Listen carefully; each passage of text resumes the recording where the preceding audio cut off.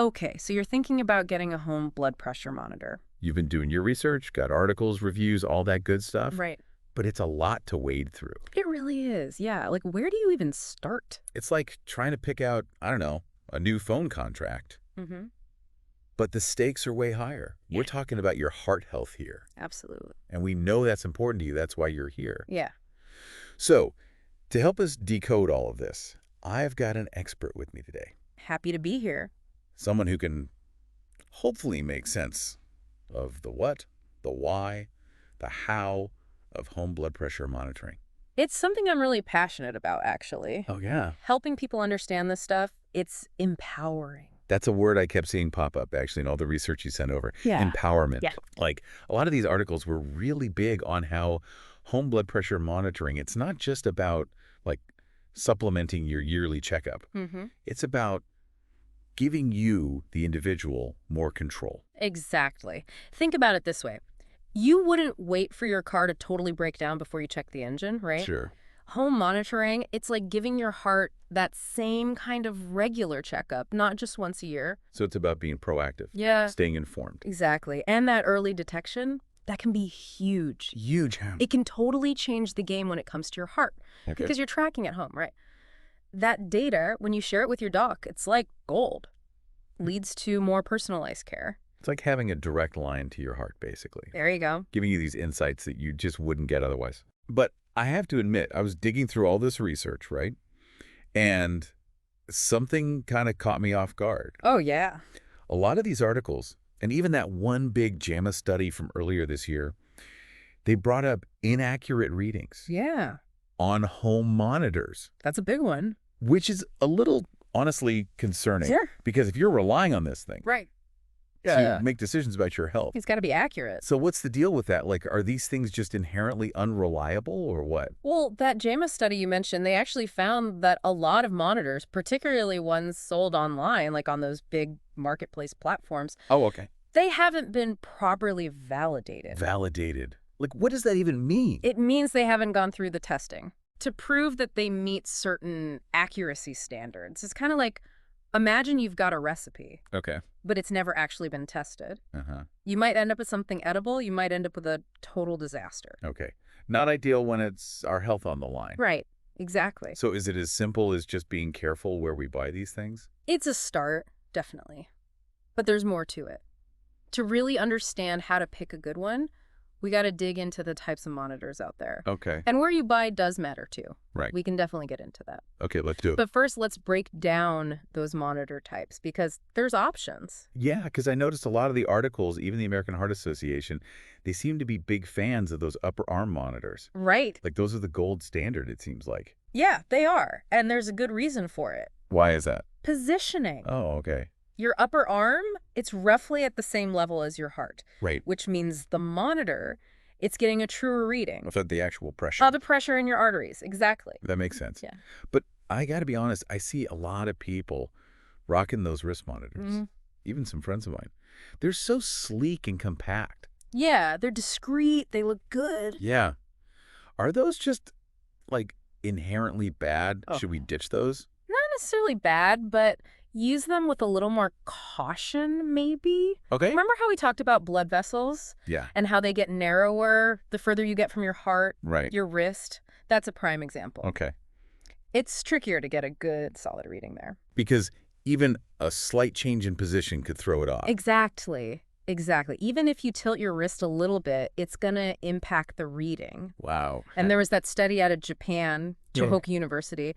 They found that even though wrist monitors are getting better, still, Still what? they can be off by like 10, even 15 points Compared to... compared to the upper arm ones. Oh, wow.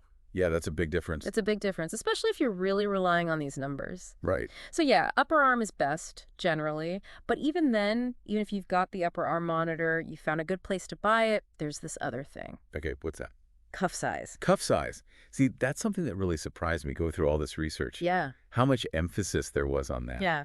Like, I never realized it was that big of a deal. It's huge. It's huge. It's like if you're trying to measure your waistline Okay. and the measuring tape is way too small, Right. you're going to get a number that's totally off. That makes sense. I guess I just never thought about it that way before. Yeah. But yeah, now that you say it, it seems obvious. Right. But break it down for me. Why does the cuff size impact the reading so much? It's all about pressure. Okay. If the cuff's too small, it's squeezing your arm too tight, Right. artificially inflating that pressure reading. Okay. But then if it's too loose, it can't get a good grip, you know? Right. And you end up with a number that's lower than it should be. So it's kind of a lose-lose situation. Totally. Like you really got to get it right. You do. That's why cuff size is so, so important. And this is something that, like, I feel like that JAMA study we keep mentioning. Oh, yeah. That really highlighted this. Right. Big time. That was a real eye-opener. Yeah. They found that using the wrong cuff size, Yeah. it was one of the biggest culprits Of inaccurate readings? of inaccurate readings. Like they actually found that almost half. Wait, really? Half? Almost half the people in the study who thought they were using the right size. Yeah. Totally off. Wow. That's alarming. It is alarming, yes. So, okay. Cuff size, very important. Very important. How do we get that right? How do we even know what size is right for us? Measure your upper arm Okay. and find a cuff that covers about 80% of the circumference. 80%. Okay. Yeah, most monitors, they'll come with a little sizing chart. Or you can always ask your doctor, your pharmacist even. Okay, so it's better to err on the side of, like, slightly too big Yes. than too small. 100%. Okay. It should be snug, but not like cutting off your circulation, you know. Right, not uncomfortable. Exactly. Exactly. Okay, so we've got our upper arm monitor. We've got our cuff size figured out. Now what? Now. Yeah. Like, I imagine walking into a store Oh, yeah. or going online Right. to actually buy one of these things. Mm-hmm. It's probably overwhelming. It is. You walk in, it's like, ah. There's so many. So many brands, so many features. So many prices. Yes. And the prices. Like what? it's a lot. So where do you even start? Well, you've got options, right? You've got your retail stores, your online retailers. You could go to a medical supply store. Right. Right. Each one has its pros and cons. Okay. Like retail stores, they're great if you want that hands-on experience. Okay. See the monitor, feel the cuff. Some places might even let you try it out. Right. But the thing is, their selection might not be huge. Okay. And the people working there, they might not be experts. Yeah, you don't want to get stuck in line behind me at the pharmacy. Right, And exactly. I'm like, oh, excuse me, I have a very specific question about this blood pressure monitor. Right. Nobody wants to have that conversation. That's too personal. It is. Okay, so what about online? Because online seems like, oh, infinite options, probably better prices. Probably. But But there's always a but with online. there is. You got to be careful. Right. Remember those validation concerns. Online, it's even more important to make sure you're buying from somewhere reputable. Okay. So it's about doing your research, Mm-hmm. reading the reviews, Exactly. making sure you're not getting scammed, Yeah, essentially. basically. And then you've got your medical supply stores. Right. They might not always have the cheapest prices, Okay. but you're probably going to find a better selection of those high-quality validated monitors. Oh, okay. So it's Yeah. more curated. Exactly. And the staff there, they're usually trained. They can answer your questions. It's like having a blood pressure monitor concierge. There you go. Okay. So you've got options. You do. But I have to ask, because I know this is on everyone's minds, what about cost? Yeah, Because you sent me all these articles, and some of these things are pricey. they can be.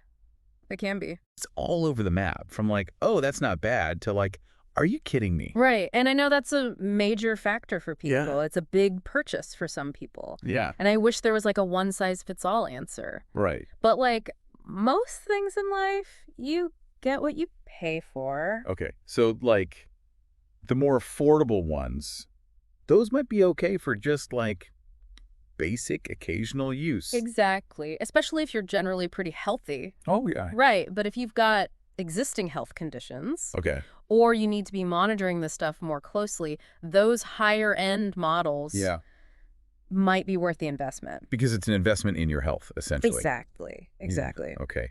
And I imagine those fancier ones come with like all the bells and whistles. They do, yeah. Like what kind of features are we talking about? So you might see some that can detect irregular heartbeats. Okay. Some have memory storage. So you can track it over time. Exactly. So you can see those trends, share them with your doctor. Some even have Bluetooth. Oh, wow.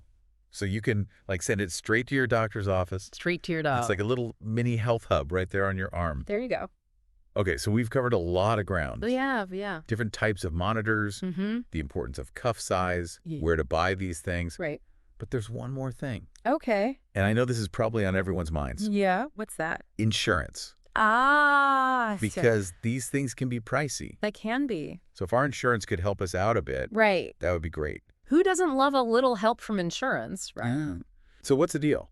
Will insurance cover this stuff or what? I wish it were that simple. There it is. The classic insurance answer. Yeah. It depends. Right. It really does depend on your specific plan. Okay. But There's a but. there's always a but. There is some good news here. Okay, good. Some of the bigger insurance companies like United Healthcare, Blue Cross, Blue Shield, Okay. they do offer coverage. Okay, so there's hope. There's hope, at least partially for home blood pressure monitors. Okay, Yep. so it's not necessarily a no-go. Exactly. Yeah. Especially, this is key, if your doctor prescribes it. Oh, okay. So if your Yeah. doctor says, like, this is medically necessary, Silly. then your chances go up. Okay. Yeah. What about Medicare, though? Because a lot of people, especially if you're thinking about heart health, Right. But a lot of folks are probably relying on Medicare. that's a good point. And Medicare can be a bit trickier.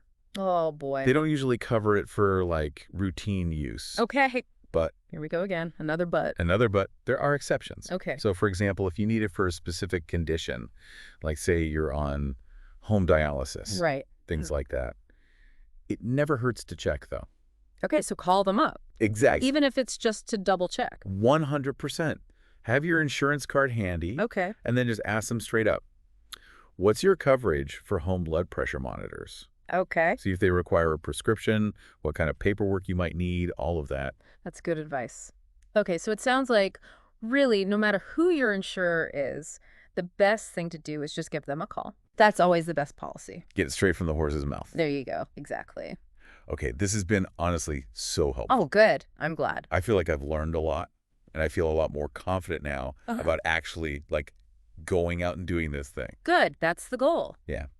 But before we go, let's do a quick recap for our listeners, Okay, sounds good. just to make sure everyone's on the same page here. Love it. So, number 1, home blood pressure monitoring. Mm-hmm. It's a good thing. It is a good thing. It's not scary. Not scary. It's actually empowering. Empowering. It gives you more control over your health. You spot potential problems early on. All good things. All good things. And it's important to remember consistency is key here. Right. Like, don't just do it once and then forget about it. Exactly. Make it a habit.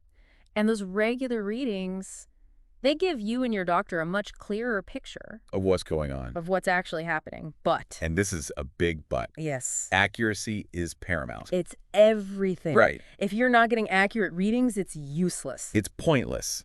Exactly. Yeah. So when we're choosing a monitor, upper arm, those seem to be the most reliable. Generally, yeah. Wrist monitors, finger monitors, proceed with caution. Yes, and definitely talk to your doctor. Right. Get their take on it. They might have specific recommendations. And, oh my goodness, the cuff size. Do not underestimate the importance of getting that right. It's not just an afterthought. It's crucial. It's not. It will totally mess up your readings if you've got the wrong one. Exactly. So do your research, compare prices, read those reviews Yes. from reputable sources. Exactly. And, like we said, give your insurance company a call. Do it. You never know. Exactly. Now, one last thing for you all to think about as you kind of embark on this journey. Okay, what's that? One of the articles you sent over mentioned something called, like, ambulatory blood pressure monitoring, Oh, yeah. which sounds pretty intense. It's a little more involved. It's basically where you wear a portable monitor Okay. for like a full 24 hours, sometimes even longer. Wow. And it takes readings at set intervals. Even while you sleep. Even while you're sleeping. Wow. Gives your doctor a really, really detailed look at your blood pressure patterns throughout the day and night. Okay, so maybe that's something we do a deep dive on in the future, I'm down. because that sounds fascinating. It is super interesting. But in the meantime, you've got this. You do. Knowledge is power, especially when it comes to your health. And we are here to arm you with the information you need. Go forth and monitor. That's right. And we'll be here to guide you through it.